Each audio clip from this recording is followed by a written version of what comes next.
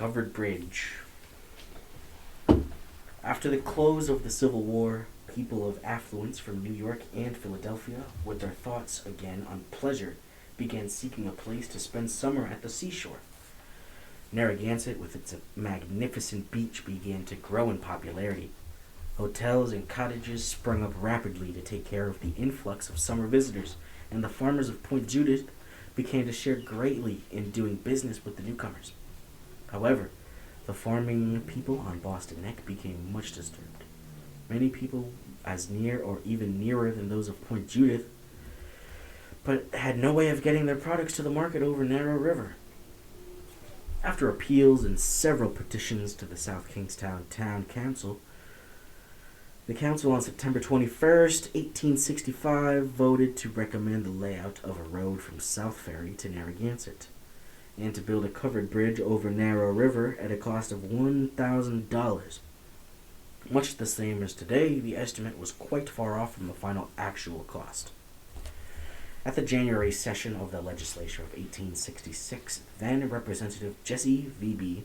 Watson had passed an act authorizing the town of South Kingstown to construct a covered bridge over Narrow River in line with the proposed new highway over Boston Neck.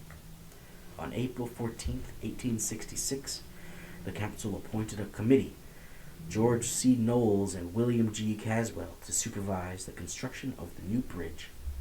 It was very clearly stated it must be a covered bridge, as those were popular in those days, although this was the only one ever built in this immediate locality. The purpose of the cover was to protect the supports and planking from the weather and ensure passage in case of a heavy snowfall. One could drive across the lots if the road was blocked, but there was only one place to cross the river. Designed by a Providence architect and built by local artisans, the bridge was finished by the fall of 1866. On September 21st, the day of opening for travel, some of the temporary supports were removed and the Narragansett end collapsed into the river.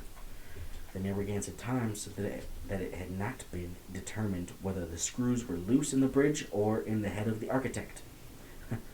It was, however, determined that the added weight of the cover had not been taken into consideration, which probably caused the disaster. Much of the work now had to be done over again, and it was not until May 15, 1865, that the bridge was finally opened for travel. The span of 100 feet was then the longest of any in Rhode Island, and the final cost was $4,834.65 exactly. At the June meeting of the council, an ordinance was passed declaring a $5 fine for driving over the bridge faster than a walk. And while after the coming of the auto, it had little significance, never was repealed. The second construction must have been extremely well done, as the structure withstood the winds and high tide of the September 15th, 1969 hurricane with little damage. Replanked once and braced more securely with iron rods, during its long use, it did service well even after the coming of the auto in later years. By the summer of 1919, contractor John Bristow of Narragansett had been given a contract to replace the old water-bound highway from South Ferry to the bridge with a modern hard-surfaced road, and plans were drawn for the building of a new modern bridge over the river. On June 1st, 1920, the Briggs Construction Co. of East Greenwich was awarded the contract to build a 100-foot span reinforced cement bridge over the river at a cost of $94,000. This span would still, at that time, be the longest in Rhode Island. By the fall of 1921, the present bridge, to be known as the Governor Sprague Bridge, along with the approaches, had been finished, and it was formally opened on September 20th, 1921.